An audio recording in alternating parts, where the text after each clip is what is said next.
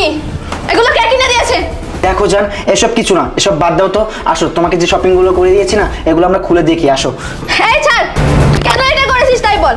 তুই কেন ওদেরকে আমাকে না জানিয়ে এগুলো কিনে দিয়েছিস? আমি কি ওদের কখনো কিছু দিই না যে আমাকে লুকিয়ে ওদেরকে এগুলো কিনে দিতে হবে?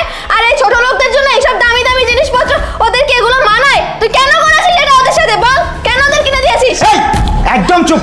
এত চিৎকার চেঁচামেচি করবি না। এত চিৎকার কেন করতেছিস? হ্যাঁ, আমার টাকা দিয়ে আমার বাবাকে আমি কিনে দিচ্ছি, আমার বোনকে আমি কিনে দিচ্ছি। এখানে তুই এত চিৎকার চেঁচামেচি কেন করতেছিস? হ্যাঁ, তুই এতদিন আমার সংসারে অনেক অশান্তি করেছিস, অনেক জ্বালা যন্ত্রণা করেছিস, কিন্তু আমি সবকিছু মুখ বুজে সহ্য করেছি। কিন্তু এখন যা করতেছিস না, এসব সহ্য করার মতো না। তুই আমারই সামনে আমার বাবার সাথে, আমার বোনের সাথে খারাপ ব্যবহার করতেছিস। আর এই, তোর যদি আজকে আমার বাবা যদি নিজের বাবা হতো, আমার বোন যদি তোর নিজের বোন হতো, তুই কি কখনো তাদের সাথে এরকমটা করতে পারতি?